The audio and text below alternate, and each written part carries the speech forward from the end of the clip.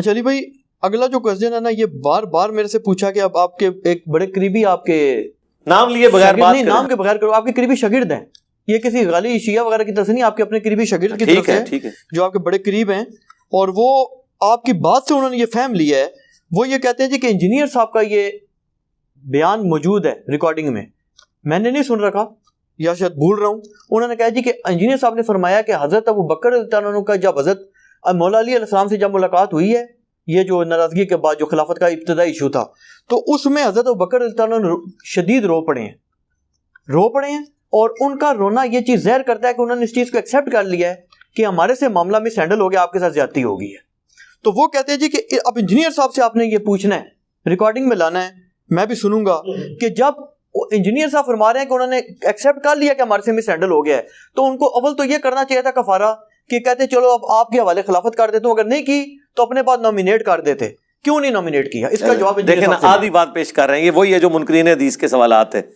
میں نے جو حدیث بیان کیا اس حدیث میں اس کا جواب بھی موجود ہے، اور وہ میں نے جواب بھی بیان کیا، یہ حدیث قرطاس میں نے مسئلہ 55B میں بیان کیا تھا کہ جب الٹیمیٹلی صلح ہوئی ہے، حضرت ابوبکر صدیق رو پڑے۔ کس بات پہ روئے یہ بھی میں نے بتایا، وہ یہ بات نہیں تھی کہ مجھے خلیفہ کیوں نہیں بنایا، یہ تو آپ اپنا لقمہ تو میرے منہ میں نہ ڈالیں۔ اس میں الفاظ ہیں، حضرت علی نے کہا اے ابو بکر، اللہ نے جو آپ کو ہم پہ فضیلت دی ہے، اس امر خلافت میں ہم آپ سے حسد نہیں کرتے۔ آپ کو تو جواب مل گیا ان کے تو بس رکھ، لیکن اہل بیت رسول کے ناطے کیا ہمارا یہ رائٹ نہیں تھا کہ اس امر خلافت کے مشورے میں آپ ہمیں بھی شامل کرتے؟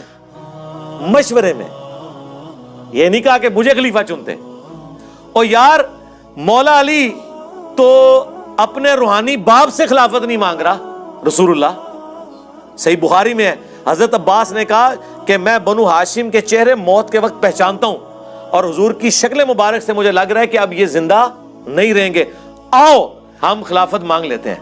تو حضرت علی نے کہا کہ میں کبھی بھی رسول اللہ سے خلافت نہیں مانگوں گا، کیونکہ اگر حضور نے ہمیں انکار کر دیا تو حضور کی امت کبھی بھی بنو ہاشم کو خلیفہ نہیں چنے گی۔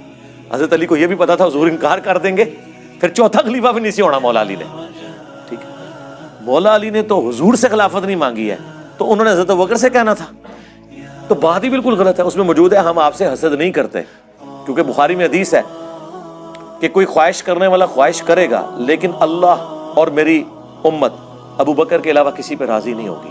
اب اس جملے کے اندر کیا حکمت چھپی تھی، وہ حضور کی وفات کے بعد ظاہر ہوئی کہ حضرت ابو بکر کی خلافت کے اوپر لوگ اکٹھے ہو گئے، حالانکہ مانگنے والے نے مانگی تھی خلافت، کس نے؟ سعد ابن عبادہ نے۔ مولا علی کا ذکر نہیں جو ہو رہا، آپ ہمیں سمجھو، مولا علی تو درویش بندہ سی، اور دوسرا مولا علی کو ضرورت نہیں تھی خلافت کی۔ میرے بھائی، رسول اللہ کے گھر والے جو ہیں وہ تو کنگ میکر ہوتے ہیں، ان کو خود کنگ بننے کی کیا ضرورت ہے؟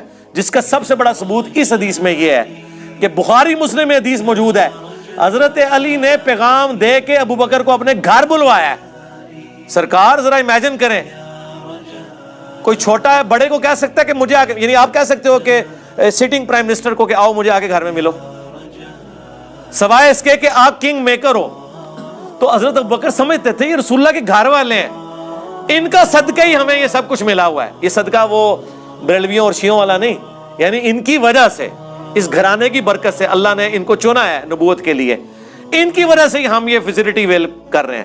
اسی لیے بخاری میں الفاظ ہیں، محمد کے قرب کو آل محمد کے قرب میں تلاش کرو، حضرت ابوبکر کا قول ہے، اور امام بخاری نے اس کو حسن و حسین کے چیپٹر میں لیا ہے، امہات المومنین کے چیپٹر میں نہیں لیا۔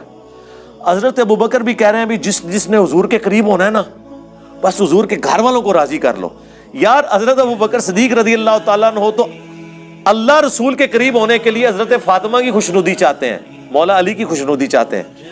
کبھی صحابہ کرام نے اپنے آپ کو اہل بیت کے مقابلے پہ دیکھا نہیں۔ میرا چیلنج ہے، یہ جب یہ کمپیریزن کرانا شروع کرتے ہیں نا، فلانے دا پہلا نمبر، فلانے دا چوتھا نمبر، فلانے دا تیسرا، یہ آپ نمبرنگ ضرور لگائیں، اہل بیت کو سائڈ پہ کریں۔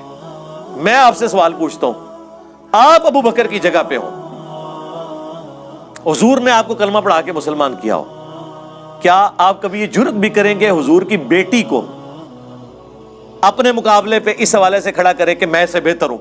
کانوں کو ہاتھ لگائیں گے آپ کہیں گے یار اس کے باپ نے مجھے مسلمان کیا، ٹھیک ہے، یہ جنتی عورتوں کی سردار حضور کی بچی، اور یہاں تک حضور کہہ رہے ہیں کہ فاطمہ میرے جگر کا ٹکڑا ہے، جس نے اسے تکلیف دی اس نے مجھے تکلیف دی. اتنی باتیں سننے کے بعد آپ فاطمہ کے ساتھ اپنے مرتبے کو کمپیریزن کریں گے؟ آپ بے شک کرتے رہے. حضرت ابو بکر نے کبھی جرت نہیں کی کہ میں فاطمہ سے بہتر ہوں، میں علی سے بہتر ہوں، میں ختیجہ سے بہتر ہوں. ان کے دماغوں میں یہ فدور ہوتے ہی نہیں تھے. وہ تو اہل بیت رسول کو رسول اللہ کے قرب اور اللہ کے قرب کا ذریعہ سمجھتے تھے. وہ تو چوزن پیپل آف گاڈ ہیں اہل بیت رسول. دیکھیں نا، نماز میں آپ ان پہ درود پڑھ رہے ہیں، اللہم صلی علی محمد وعلی آل محمد. صحابہ پہ نہیں پڑھ رہے. بعض ناسبیوں نے آل محمد سے مراد کہا کہ آل کا ترجمہ ہوتا ہے والا، جس طرح قرآن میں ہے آل فرعون، تو اس سے مراد ہے فرعونی. اور آل موسیٰ، تو آل محمد سے مراد ہے نبی کے سارے ساتھی. ہم نے کہا رکو ذرا، صبر کرو، رسول اللہ سے بھی پوچھ لو. بخاری کے الفاظ ہیں، یا رسول اللہ ہم آپ پر اور آپ کے اہل البیت پر کیسے درود پڑھیں؟ تو آپ نے کہا پڑھو اللہم صلی علی محمد وعلی آل محمد کما صلیت علی ابراہیم وعلی آل ابراہیم انک حمید مجید. اور میں یعنی اس حوالے سے غامدی صاحب نے تو یہ دلیل نہیں پیش کی. غامدی صاحب سے جب سوال ہوا نا، مجھے تھا کہ غامدی صاحب کہیں ڈنڈی نہ ماریں، کیونکہ ان میں تھوڑی بہت مجھے بعض اوقات فیل ہوتا ہے وہ ناسبیت والا ایلیمنٹ. میں نہیں کہتا وہ ناسبی ہے. تو انہوں نے کلیئر کٹ، انہوں تو خیر دلیل کے بغیر ہی بات کرنی ہوتی ہے نا، اپنا موقع بھی دینا ہوتا ہے. تو ان کے معنی انہوں نے کہا یہ تو آؤٹ آف کوشچن ہے. وہ سوال پوچھا آل محمد میں کیا وہ، انہوں نے کہا یار یہ تو آؤٹ آف کوشچن ہے. آل محمد سے مراد حضور کے گھر والے ہیں، صحابہ کرام کہاں سے ہو گئے آل محمد؟ حالانکہ وہ چاہتے تو کہتے قرآن میں ہی لکھا ہوا ہے. تو میرا کلپ آ جاتا غامدی صاحب رکو ذرا، صبر کرو، رسول اللہ سے بھی پوچھ لو. صحابہ کہہ رہے ہیں آپ اور آپ کے اہل البیت پر کیسے درود پڑھیں؟ تو کیا حضرت ابو بکر کا کبھی دعویٰ ہے کہ ہم اہل البیت ہیں؟ حضرت عمر کا یہ دعویٰ ہے؟ حضرت عمر تو خود ام کلثوم کا رشتہ حضرت علی سے مانگ رہے ہیں کہ قیامت کے دن میرا رشتہ اہل البیت سے نکل آئے. اب مجھے بتائیں اس کے بعد آپ یہ کس طرح کہہ دیں کہ حضرت عمر اپنے آپ کو حضرت علی سے افضل مانتے ہوں گے؟ یار جو ان کی بچی کا رشتہ اس لیے مانگ رہا ہے کہ میری بھی نسبت تھوڑے نال جڑ جائے، تو آپ کو یہ وسوسہ بھی کیسے آ گیا کہ حضرت ابو بکر عمر اہل البیت سے اپنے آپ کو بہتر سمجھتے ہوں گے؟